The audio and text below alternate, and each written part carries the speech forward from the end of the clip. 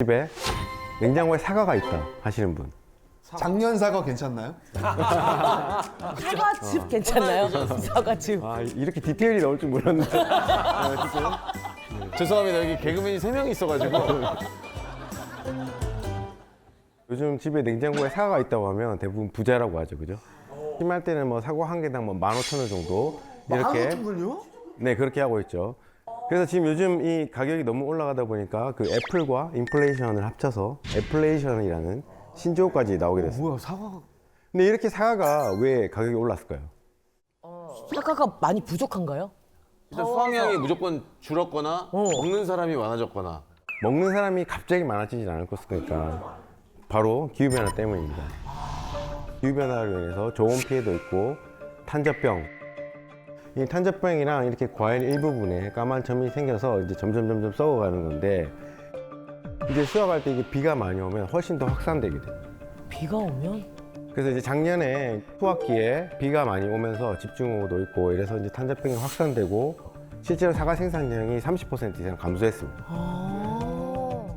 이런 탄저병 이슈는 사과뿐만 아니라 다른 과일에도 있었는데 단감에서 창궐한 그 탄저병을 막기 위해서 어떤 농민은 그 농막에서 잠이 들다가 이제 화재로 사망한 그런 일도 있었죠.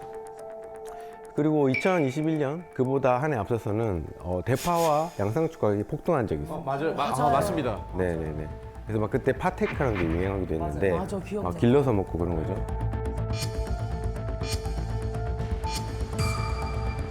그래서 이런 지금 농산물의 가격 급등이라든지 뭐 수요 공급의 불안정 이런 것들은 결국에 우리가 지금 체감할 수 있는 기후변화의 시그널이죠. 위기의 징조고 가격만 오르면 사실은 다행인 거죠. 가격으로 우리가 얘기를 할 수 있는 것도 행복한 시절이라는 거죠. 아예 없어질 수 있는 거죠. 기후변화로 인해 사과의 생산지가 점점 이동하고 있다. 이런 얘기 이미 많이 들으셨을 거죠. 원래는 대구 사과가 가장 그렇죠. 여기 유명하잖아요. 보시는 것처럼 과거 30년, 현재를 보면 대부분의 지역에서 우리가 적지가 아니더라도 가능하다는 거예요. 근데 30년이 되면 급상을 하게 심한데요? 됩니다. 많이 줄어들죠. 그 다음에 2050년 되면 어머, 어떡해. 강원도 일부 지역만 남게 됩니다. 아, 너무 소름 끼친다 저거 진짜. 만약에 2070년이 되면 어떻게 될까요? 없어져요. 없어지죠.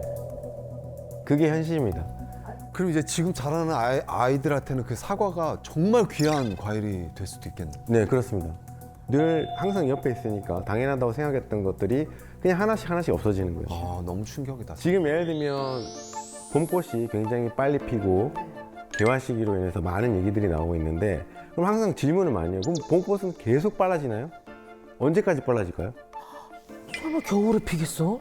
작년에 벚꽃이 진짜 빨리 폈었거든요. 문제는 그 빨리 피는 게 아니라 이제 어느 정도 더 빨라지면 이제 이 벚꽃은 볼 수가 없어요. 그러니까 이런 것들이에요. 지금 봄이면 벚꽃을 잃고 우리가 여름이면 사과를 못 먹고 수박도 없어질 수 있겠죠. 이런 식으로 하나씩 다 그렇게 바뀌어가는 거예요. 충격적이다. 자, 근데 이제 문제는 지금 제가 말씀드린 과일뿐만 아니라 기저귀, 그 다음에 우리가 비상식량, 뭐 자주 먹는 라면, 여성분들한테 필요한 생리대 이런 것들이 우리한테 필요한 생필품 가격이 점점 올라가고 있다. 왜 그러죠?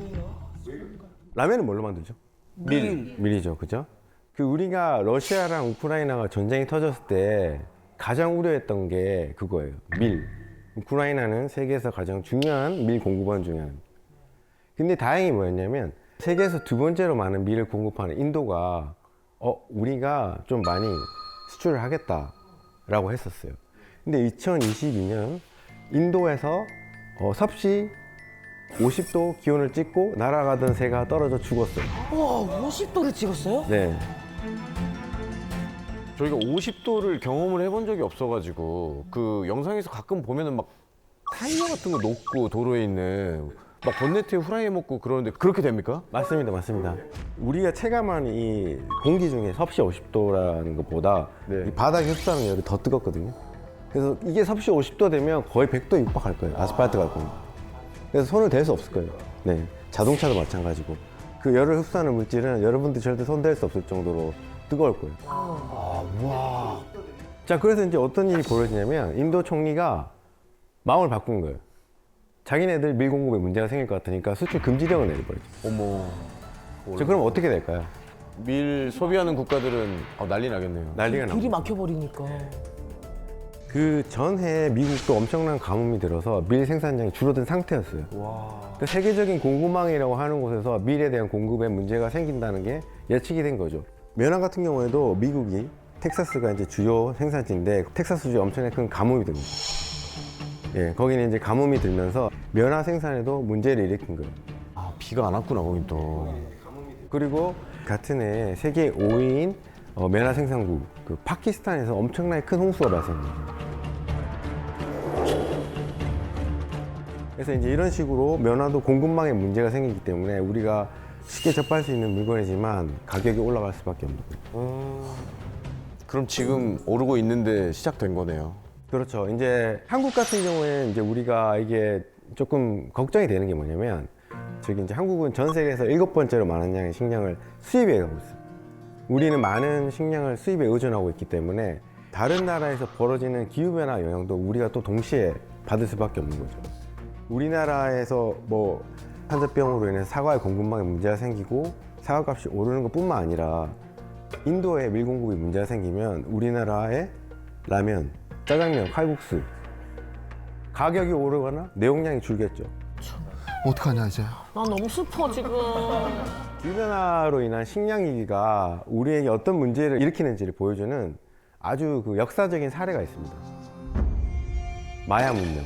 오, 마야 문명 네, 알죠? 그렇죠. 네. 네, 마야 문명은 중앙아메리카에서 굉장히 번성했던 도시 문명이었죠. 8세기에 인구가 1,500만 명이 넘는 굉장한 문명이었거든요. 지금 1,500만 명이면 거의 우리 서울 수도권 인구 정도 되니까 굉장히 큰 그 문명이었는데 한 번에 사라진 거예요. 어떻게 그럴 수? 연기처럼 팍 사라진 거예요. 마야가 왜 사라졌느냐에 대한 거는 사실 미스터리로 남아있었어요. 사실 막 그 서점에 가면은 그런 책들 있거든. 마야 문명 왜 사라졌을까? 그럼 보면은 외계인이 가장 왜? 유력한 설로. 맞아 그런 얘기. 나사에 계셨으니까 알지 않으실까요? 그러면 알고 계십니까? 나사의 입장도 한번 들어봅시다. 예. 나사 입장은 아니고요. 실제로 전 세계에 이제 한 24개 국가의 과학자들이 모여서 수년 동안 이거를 분석하고 알아봤더니 마야 문명이 붕괴했던 시기랑 중앙아메리카에서 굉장히 심각한 가뭄이 왔던 시기가 일치했던 거예요. 가뭄이 왔구나. 그렇죠. 물 부족. 왜냐면 마야인들에게 중요한 거는 그 옥수수, 콩, 호박 등의 그 작물이 굉장히 중요한데 얘네는 특히 이제 옥수수를 중요하게 생각했어요.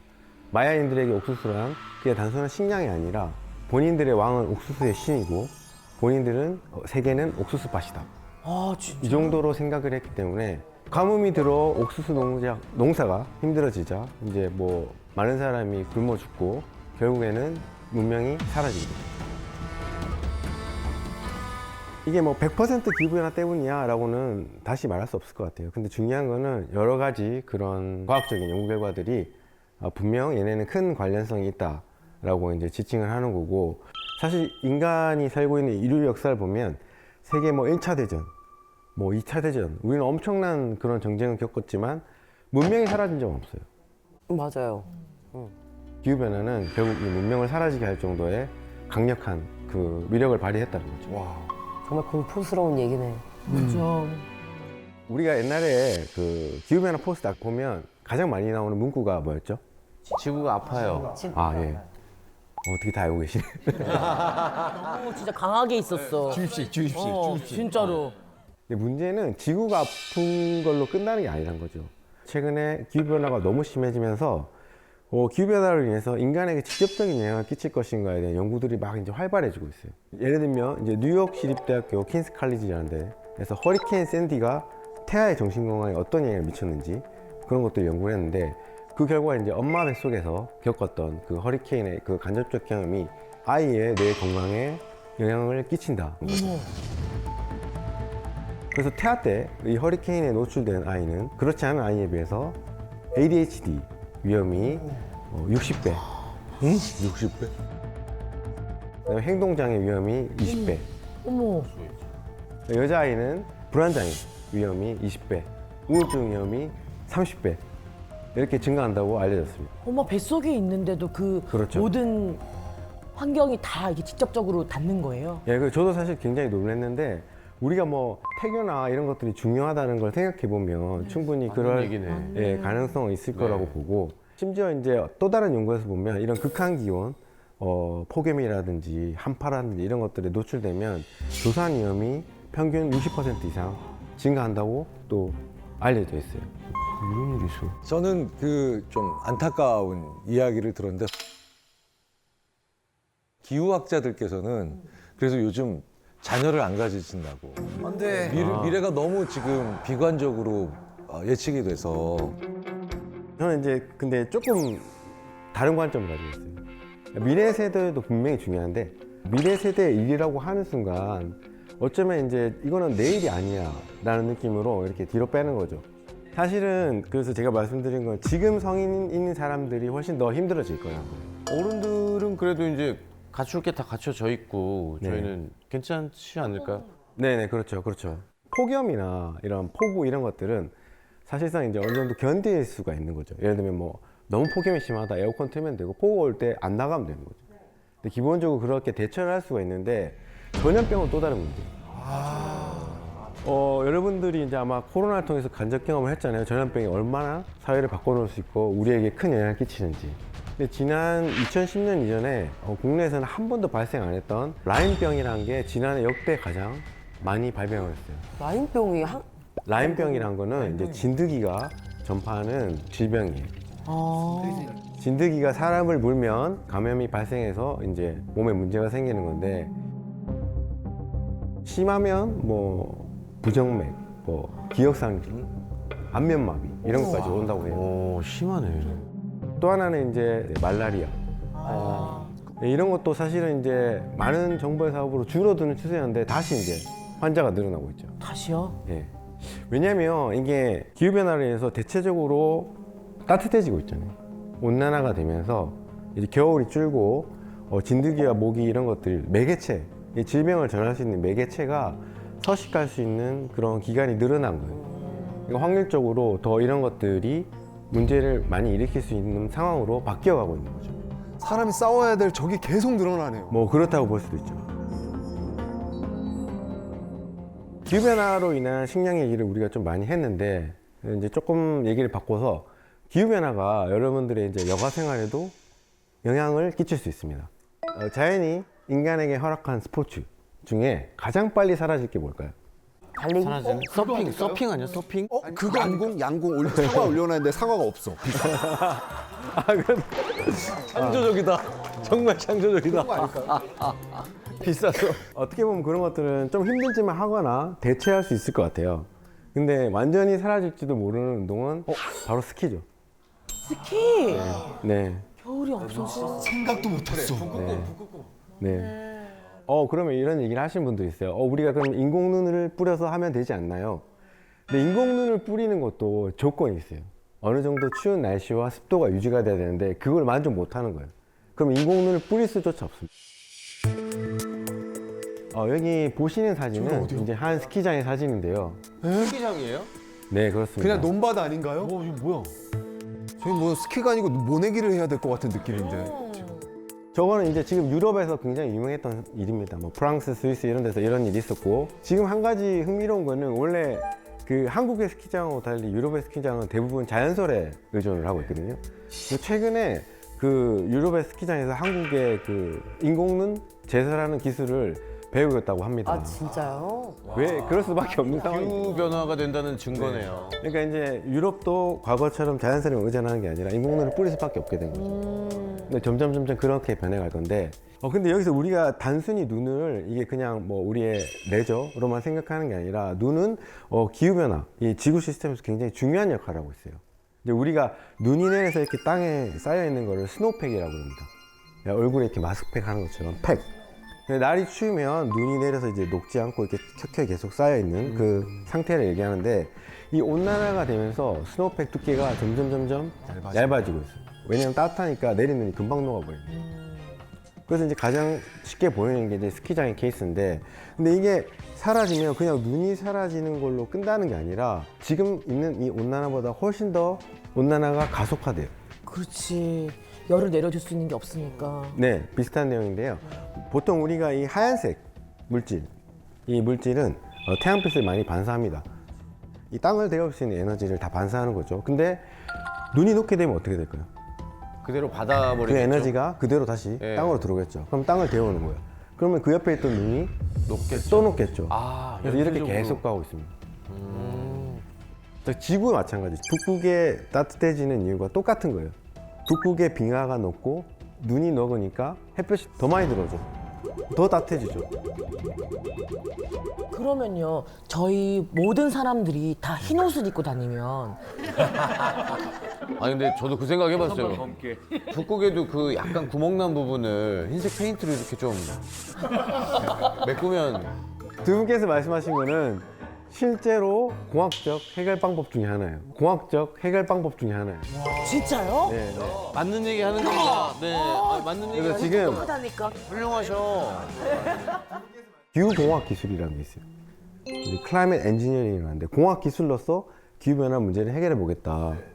예를 들면 아주 간단한 건 우리가 화이트 루프, 하얀 지붕이에요. 하얀 지붕. 그리스 산토리니 그러니까요. 그게 떠올랐거든요. 온통 하얗잖아요. 그러니까. 미국에서도 그런 시도를 했는데 문제가 생긴 게 뭐냐면 미국에서는 워낙 큰 도시에서 그렇게 하얗게 실험을 해보니까 비행기를 타고 가는 파일럿이 눈이 부신 거예요. 그럴 수도 있네 또. 그래서 지금 미국의 한 연구소에서는 하얗진 않지만 얘는 하얀색과 같은 반사를 할 수 있는 물질을 개발하고 그래서 처음 시작은 이런 거예요. 도로를 하얗게 하면 되는 거 아니에요? 네, 여기서 출발하는 거죠. 그다음에 또 하나 중요한 것이 이제 땅을 이게 덮고 있는 눈이 사라져서 그러면 점점 땅이 쉽게 마르게 됩니다. 왜냐하면 이 눈은 이 수자원의 주요 공급원 중에 하나거든요. 눈이 어느 정도 덮여 있고 이런 것들이 서서히 녹아서 지하수도 되고 하천수도 되고 강으로도 흘러가고 그래서 이런 것들이 부족하면 어떤 일이 벌어지느냐 산불이 더 세져요. 건조해지고 이게 수분이 없으니까. 강원도의 영동, 삼척 이 지역에 굉장히 큰 불이 났습니다. 그죠?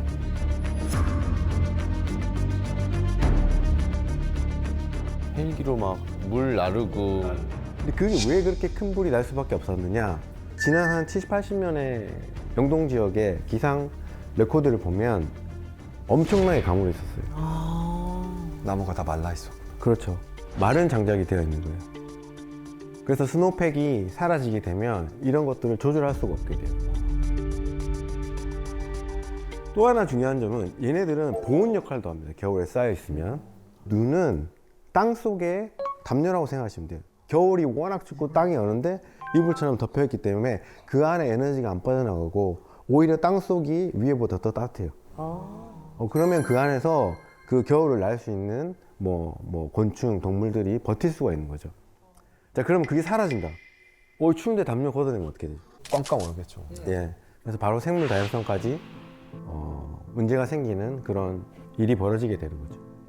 단순히 기후변화로 눈이 사라진다는 거는 좋아하는 스키가 사라진다는 차원이 아니라 더 큰 문제들이 하나씩 추가적으로 발생할 수 있다.